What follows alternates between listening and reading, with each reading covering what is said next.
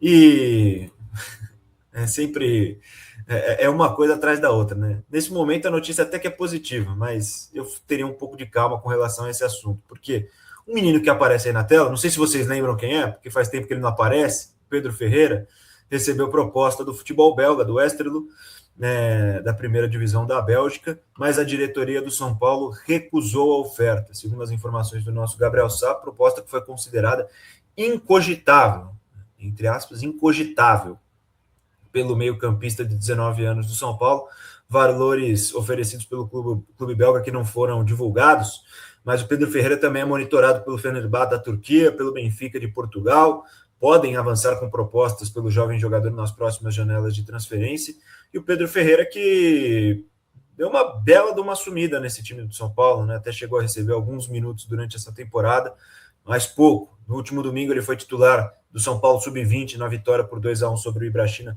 pelo Campeonato Paulista da categoria, mas no time profissional soma 8 partidas na atual temporada, apenas 111 minutos. 8 partidas, 111 minutos entre todas essas partidas, ou seja, só entrando no finalzinho, contribuiu com aquela assistência, a gente lembra, na vitória diante da Portuguesa pelo Campeonato Paulista, meu caro Kaique Silva. Recusou a proposta agora, mas se eu puder trazer um feeling e um conselho para o torcedor são paulino, não se apegue muito ao Pedro Ferreira, porque do jeito que as coisas andam, é bem capaz que numa próxima investida, quem sabe ele saia. Mas no momento, fica no São Paulo. Agora, a questão é para quê? Já que também não é utilizado, meu caro Kaique. Ô, Boni, qual o valor mesmo? Repete aí para a gente, por favor. Valor não foi divulgado. Não foi divulgado. Ah, tá. Então não foi 6 milhões de euros, né? Porque o valor mágico, o valor secreto para que se destrave negociação no São Paulo é 6 milhões de euros. Né? Qualquer clube que ofereça 6 milhões de euros e leva qualquer garoto, principalmente se for um garoto da base. Aí depois é fácil, é só você pedir para o jogador gravar um vídeo dizendo que o sonho dele era jogar na Bélgica, que o sonho dele era sair do país para poder se aliviar um pouco de você se desfazer, né? De você jogar fora os seus ativos e os seus garotos da base. Porque é assim que o São Paulo pratica, né? Precisa fechar a conta, aí vende o garoto da base, só que você não lucra muito com isso. Porque o valor que você poderia receber, você contrata um cara que jogou no, sei lá, na Liga Sul-Coreana no último ano, para poder suprir a ausência e a carência da posição, né? Você traz um Aurélio Buta, mas você, ao mesmo tempo, para de relacionar o Igor Felisberto. Então, essa prática do São Paulo que afasta os garotos da base, mas tudo bem, depois o Dorival vai para a coletiva também e está falando que está dando oportunidade para os garotos da base. É isso aí, Dorival, certinho. A gente segue, né, Boni? É isso, não tem... parece chato e repetitivo aqui a gente citar as coisas negativas do clube, né? Apesar de essa ser uma notícia positiva de segurar o garoto Pedro Ferreira, mas é o que você falou, a cada nova oportunidade que surgir uma graninha um pouco maior, o São Paulo vai se desfazer, então não adianta nem a torcida se empolgar muito com relação a isso. Exatamente, não adianta nem a torcida se empolgar muito. E olha, só um comentário aqui, cadê? O Fábio mandou assim, foi derrota contra a Portuguesa, é verdade, fazendo a correção, né? 3-2 para a Portuguesa no Morumbi no começo do ano também. Complicadíssimo. Eu estava pensando na vitória no ano passado com o gol do Rian Francisco, na verdade. Me confundi. Peço perdão e faço a correção. Luiz Gustavo até tinha comentado antes, cadê o Pedro Ferreira? Sumido, meu amigo. A grande questão é essa, né, meu caro Kaique? Você pode vender muito mais se você valorizar, por muito mais se você valorizar o cara também. Por que não dá oportunidade para o Pedro Ferreira? Por que não dá oportunidade para os caras?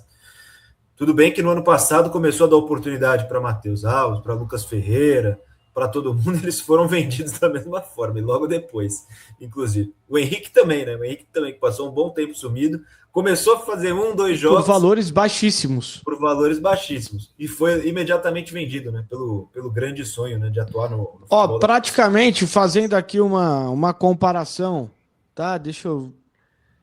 praticamente o valor que todos esses garotos foram negociados, que você citou, Matheus Alves, Lucas Ferreira, o Henrique Carmo, pode comparar. Os valores desses garotos foram praticamente o mesmo que o rival de muro do outro lado, que lógico, está passando por um momento muito mais estruturado, conseguiu negociando o zagueiro Mikael com o Inter Miami do Messi. Pode comparar os valores, diferença mínima. E aí eu te pergunto, quem tem mais potencial na carreira? O Lucas Ferreira, o Alves, o Henrique Carmo ou o zagueiro Mikael? O horrível zagueiro Mikael. Então, isso diz muita coisa, Boni. Também quando você perde o poder de barganha no mercado, quando todo mundo sabe que você está lascado financeiramente no mercado, todo mundo pisa em cima. Só não precisa toda hora ficar pagando de pagar lanche no mercado, né? Não precisa também, né? Não precisa o grupo de empresário oferecer para um lateral direito português semi-aposentado que não consegue andar em linha reta, usar o seu CT, as instalações para se recuperar fisicamente. Você dá 3 meses e depois 3 anos de contrato. Não dá também, tudo tem limite, né? Tudo bem que a diretoria do São Paulo há alguns anos gosta de ser paga-lanche, gosta de ser otária, mas também não precisa toda hora ficar assinando o atestado de idiota, né? Exato. Aí tudo tem limite, né? Não, e não só a questão da dívida, Kaique, mas a própria postura do São Paulo no mercado passa esse recado, né? Pô, time, todo mundo já sabe que a dívida do São Paulo é gigantesca. Aí os outros clubes vêm lá. Opa, eles estão contratando o Vitor Sá ganhando 1 milhão por mês. Eles estão contratando o Buta. Eles estão contratando, tudo bem, Domingos Duarte acho que pode até ser um bom reforço, mas até colocando no bolo também. Estão contratando Domingos Duarte, eles estão contratando o Newton. Em algum momento eles vão precisar desse dinheiro aí para pagar todo mundo isso aí. Deixa eu oferecer uma mixaria para levar algum moleque da base que eles não estão usando, que eles vão ter que vender, que eles não têm poder de barganha. Se o São Paulo para de contratar a rodo, adoidado, nomes que muito possivelmente não vão trazer o retorno ou o custo-benefício em comparação ao valor que eles ganham, e passasse a utilizar os garotos da base, talvez pudesse até ter um pouco poder para segurar, né?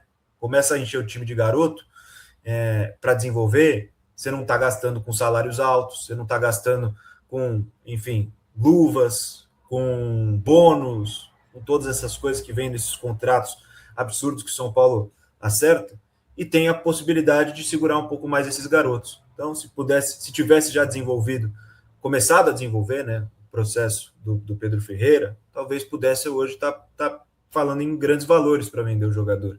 E aí sim, valores que de fato mudam a realidade do clube, porque esses aí que você citou que são padrão, né, os 6 milhões de euros, não mudam em nada a realidade do clube.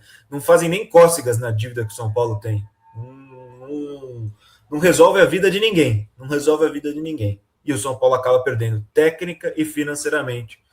Enfim, nesse momento, o São Paulo recusa a proposta do futebol belga pelo Pedro Ferreira, mas vamos ficar de olho nos próximos capítulos, nos próximos clubes que possam aparecer, de olho no jogador de 19 anos do São Paulo, que não recebe minutos no time titular, não recebe oportunidades, e a gente só fica à espera de poder ver o Pedro Ferreira, que já demonstrou ter qualidade, tá? Já demonstrou ter muita qualidade, que poderia ser uma peça útil num time que está todo quebrado, está todo complicado, e que poderia usufruir da juventude dos garotos que vêm de Cotia. Se não, como faz a pergunta o nosso Renan, para que serve Cotia se você não usa? Para nada, para absolutamente nada, e só contrata peças já mais experientes e mais caras no mercado. Enfim, a gente vai ficar de olho nessa situação.